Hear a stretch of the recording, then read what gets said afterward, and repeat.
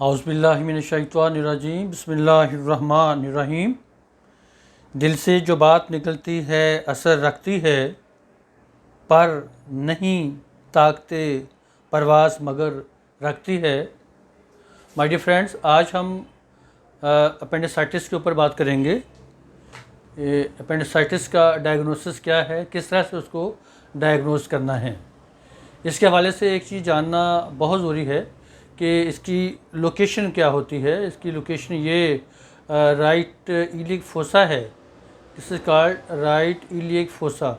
Body को जब हम 9 रीजन्स में डिवाइड करते हैं तो ये राइट इलियक फोसा इस हिस्से को कहते हैं। यहाँ पर हमारी जो अपेंडिक्स है वो लोकेट करती है। फ्रेंड्स, ये अपेंडिसाइटिस के डायग्नोसिस के लिए कुछ सिम्टम्स हैं, कुछ साइंस हैं, कुछ लेबॉरेटरी टेस्ट हैं। अगर वो किसी पेशेंट के अंदर पाया जाए, पॉजिटिव हों, तो वो 100% श्योर होता है कि उसको अपेंडिसाइटिस है। तो ये एक बहुत बड़े फिजिशियन हैं,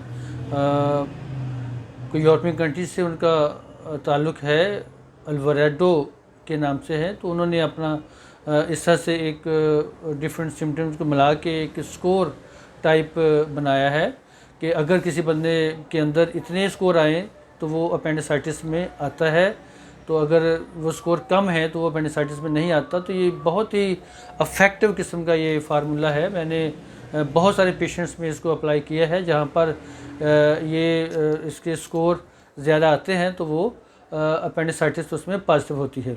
अब इसमें ये पहली सिम्टम जो है वो पेशेंट के अंदर abdominal pain that migrate to the right iliac fossa है, यानी राइट इलियक फोसा की तरफ जो पेट में दर्द है, यानी पेट में दर्द है कहाँ पर, अम्बिलिकल रीजन में दर्द है और ये रेडिएट कर रही है राइट इलियक फोसा की तरफ। एक अगर ये सिम्टम पाई जाती है पेशेंट की तो उस पेशेंट को आप 1 नंबर देंगे। दूसरी सिम्टम यह है एनोरेक्सिया, लॉस ऑफ एपिटाइट, यानी कि पेशेंट को जो है वो भूख नहीं लगती। पेशेंट की भूख बहुत ही कम है, उसको भूख लगती ही नहीं है। तो अगर ये सिम्टम उसके अंदर पाई जाती है उसको भी आप 1 नंबर देंगे। सिमिलरली अगर किसी पेशेंट को हर वक्त उसका दिल मतली होता रहता है या उल्टी वगैरह उसको आती है बार बार, ठीक है, तो ये इसके भी ये सिम्टम के भी 1 नंबर है। और एक और नेक्स्ट सिम्टम है tenderness in the right iliac fossa. ये राइट इलियक फोसा है, यहाँ पर राइट इलियक फोसा में अगर टेंडरनेस पाई जाती है, खिंचाव है, हल्की हल्की सी दर्द सी है, तो ये इस सूरत हाल में इस अगर ये सिम्टम पाई जाए पेशेंट के अंदर तो उसको आप देंगे 2 नंबर। इसकी साइंस में ये रीबाउंड टेंडरनेस, इसको ब्लमबर्ग साइन भी कहते हैं। इसमें होता यह है कि जब आप राइट इलियक फोसा को प्रेस करते हैं, इस लोकेशन को जब आप दबाते हैं तो दबाकर जब छोड़ते हैं तो फिर वहाँ पर पेशेंट को दर्द फील होती है। This is called rebound tenderness. अगर ये भी पाई जाती है पेशेंट के अंदर तो इसका भी 1 नंबर है। सिमिलरली ये फीवर है, ये अगर लो ग्रेड फीवर हर वक्त रहता है पेशेंट को, अक्सर उसको हल्का हल्का बुखार रहता है, तो ये भी एक बहुत बड़ी सिम्टम अपेंडिसाइटिस की मानी जाती है। तो इस सिम्टम को भी उसने 1 नंबर दिया है। अब लैब फाइंडिंग्स पे हम जाते हैं तो ल्यूकोसाइटोसिस यानी वाइट ब्लड सेल्स, लेबॉरेटरी का टेस्ट करवाया आपने, सीबीसी करवाया, ब्लड कंप्लीट का टेस्ट करवाया, तो उसमें जो वाइट ब्लड सेल्स हैं वो उनकी तादाद बहुत ज़्यादा बढ़ी हुई है। उनकी तादाद बहुत ज़्यादा बढ़ी हुई है, अब नॉर्मल कंडीशन में चलेगी, यानी वो नॉर्मल नहीं है, बहुत ज़्यादा बढ़ी हुई है। तो ये उसको इस सिम्टम पे, इस साइन पे, इस लेबॉरेटरी फाइंडिंग्स पे पेशेंट का स्कोर जो है वो 2 उसको आप देंगे।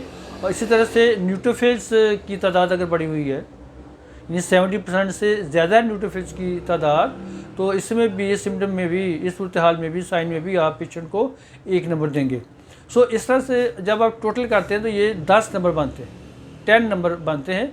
तो ये अगर किसी पेशेंट के जो मार्क्स है वो 7, 8, 9, 10 इस साइड पे आते हैं, मसलन उसको 7, 8, 9, 10 तक वो नंबर आपने टोटल किया, यानी इतनी उसके अंदर जो सिम्टम थी वो पाई जाती हैं, तो ये श्योर एक डायग्नोसिस होता है अपेंडिसाइटिस का, उस पेशेंट को अपेंडिसाइटिस कंफर्म्ड होता है। मैंने बहुत सारे पेशेंट के ऊपर इस फार्मूले को अप्लाई किया है। तो आप लोग डॉक्टर हज़रात, मेरे दोस्त आप जो हैं, उनके पास अगर कोई सस्पेक्टेड केस है अपेंडिसाइटिस का, तो आप इस फार्मूला के ऊपर अमल करें और देखिए आपको 100% इसके रिज़ल्ट मिलेंगे। क्योंकि अपेंडिसाइटिस अगर डायग्नोसिस हो जाता है तो होम्योपैथी में तो फिर बहुत सारी मेडिसिन हैं अपेंडिसाइटिस के हवाले से, जिससे देकर आप पेशेंट की जान बचा सकते हैं।